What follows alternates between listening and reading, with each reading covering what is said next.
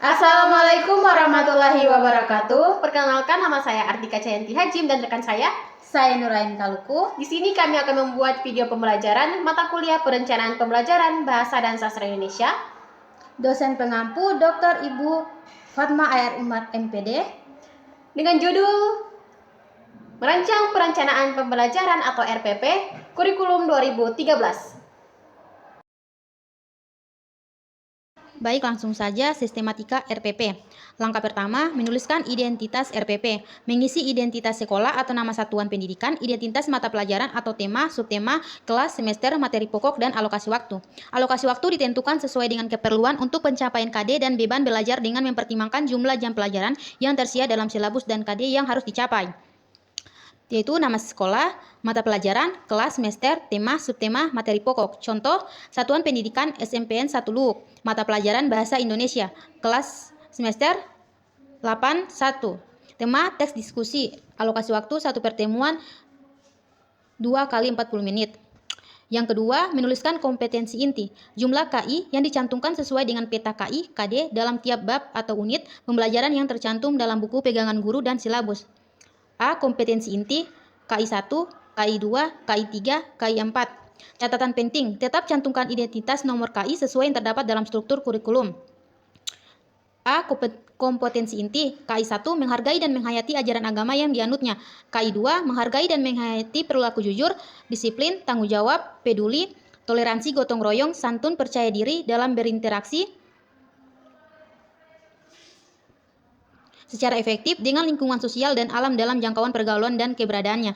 KI 3, memahami dan menerapkan pengetahuan faktual, konseptual, dan prosedural berdasarkan rasa ingin tahunya tentang ilmu pengetahuan, teknologi, seni, budaya terkait fenomena dan kejadian tampak mata. KI 4, mengelola, menyaji, dan menalar dalam ranah konkret menggunakan mengurai, merangkai, memodifikasi, dan membuat. Dan ranah abstrak, menulis, membaca, menghitung, menggambar, dan mengarang sesuai dengan yang dipelajari di sekolah dan sumber lain yang sama dalam sudut pandang teori. Langkah ketiga, menuliskan kompetensi dasar dan indikator. Jumlah KD yang dicantumkan sesuai dengan jumlah KI yang terdapat dalam peta KI, KD dalam tiap bab atau unit pembelajaran yang cantum dalam buku pegangan guru dan silabus. B. Kompetensi dasar dan indikator. Mata pelajaran, kompetensi dasar, indikator, merekonstruksi indikator dari tujuan pembelajaran dalam buku pegangan guru. Prinsip dasar 1. Menyesuaikan nomor indikator sesuai dengan keterhubungannya dengan KD. 2. Dapat ditambah ataupun dikurangi sesuai dengan kondisi peserta didik. Selanjutnya bahasa Indonesia, kompetensi dasar 1.2. Meresapi keagungan Tuhan Yang Maha Esa atas penciptaan makhluk hidup sehat, benda dan sifatnya, energi dan perubahan bumi dan alam semesta. 21. Memiliki kepedulian dan rasa tanggung jawab terhadap makhluk hidup, energi, dan perubahan iklim, serta bumi dan alam semesta melalui pemanfaatan bahasa Indonesia dan atau bahasa daerah. 3.1. Menggali informasi dari teks laporan informatif, hasil observasi tentang perubahan wujud benda, sumber energi, energi alternatif, perubahan iklim dan cuaca, rupa bumi dan perubahannya, serta alam semesta dengan bantuan guru dan teman dalam bahasa Indonesia, lisan dan tulis yang dapat diisi dengan kosakata bahasa daerah untuk membantu pemahaman. Kemudian 4.1.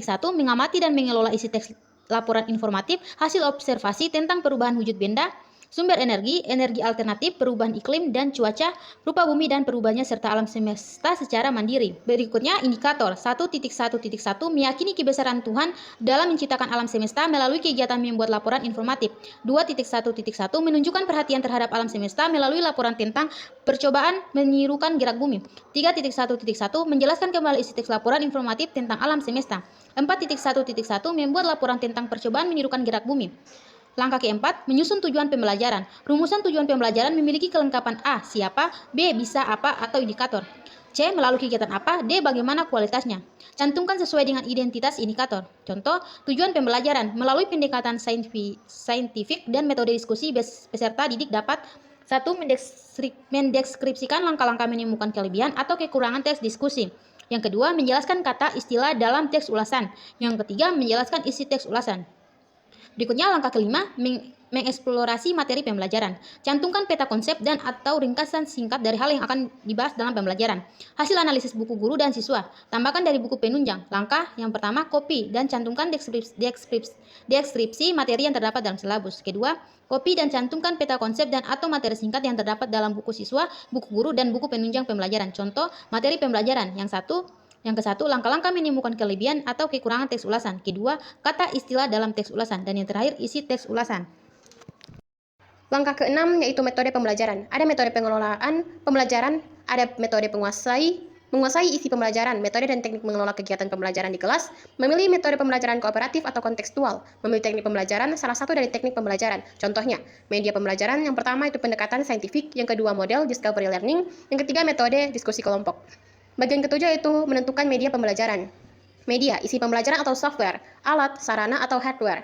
Sumber, buku guru, buku siswa, penunjang termasuk lingkungan belajar. Contohnya, media, alat, dan sumber pembelajaran. Media, teks diskusi. Yang kedua, alat atau bahan, komputer, laptop, LCD. Yang ketiga, sumber belajar.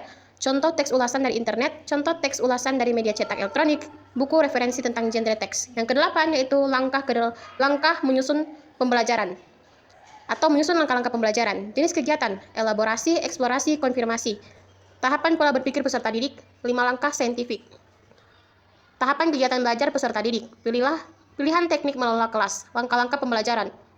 Kegiatan awal atau pendahuluan, cantumkan kegiatan orientasi, apresiasi, motivasi, dan pemberian acuan. Kegiatan inti, yang pertama mengamati, yang kedua menanya, yang ketiga mengeksplorasi atau mengeksperimen. Yang keempat mengasosiasi, yang kelima mengkomunikasikan atau kegiatan, yang terakhir kegiatan penutup. Contoh penulisan langkah-langkah pembelajaran.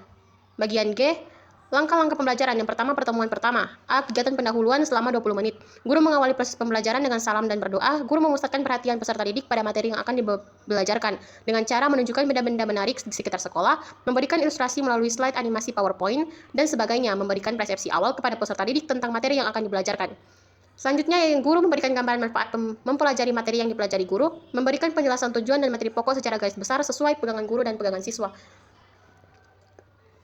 Guru menyampaikan langkah kegiatan belajar dan pembagian kelompok sesuai dengan teknik pembelajaran atau NHT. Contoh penulisan langkah-langkah pembelajaran. Bagian B, kegiatan inti 150 menit. Yang pertama itu mengamati, yang kedua menanya, yang ketiga mengeksplorasi, mendalami, menalar.